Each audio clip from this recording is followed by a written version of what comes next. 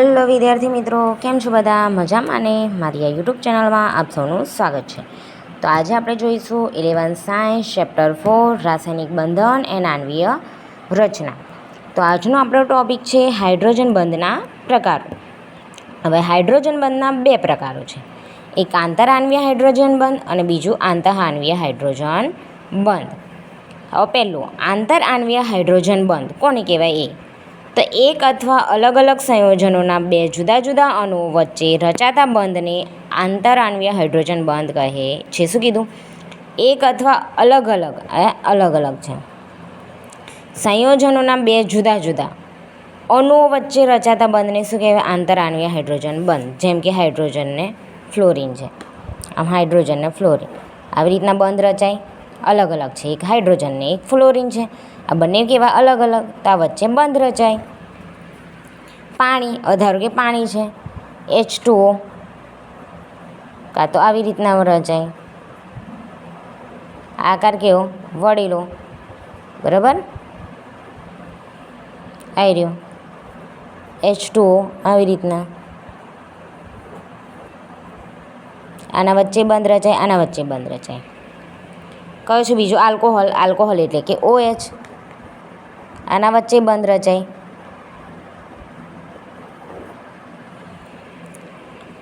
આંતરઆણ્વીય hydrogen બંધ, બરાબર, બે વચ્ચે બંધ રચાય.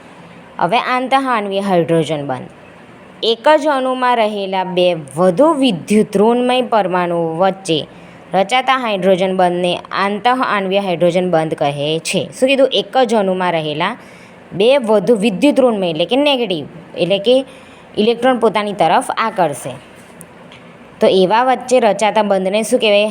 એવા રચાતા હાઇડ્રોજન બંધને આંતરઆણ્વીય હાઇડ્રોજન બંધ કહે છે. જો આ ઓક્સિજન ને નાઇટ્રોજન છે, હવે આ વચ્ચે રચાતા બંધને શું કહેવાય? ઓક્સિજન નાઇટ્રોફિનોલ અણુમાં આંતરઆણ્વીય હાઇડ્રોજન બંધ, બરાબર. જો આવી રહ્યો બેન્ઝીન છે,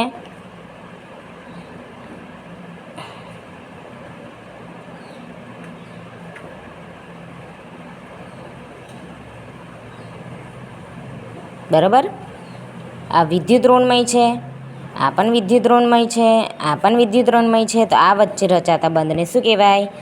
આંતરઆણ્વીય હાઇડ્રોજન બંધ કહે છે. જો ઓ નાઇટ્રોફિનોલ અણુમાં આંતરઆણ્વીય હાઇડ્રોજન બંધ છે. જો ઓ આવી રહ્યો, આ નાઇટ્રોફિનોલ છે, બરાબર. નાઇટ્રો એટલે કે NO2 અને OH, બરાબર.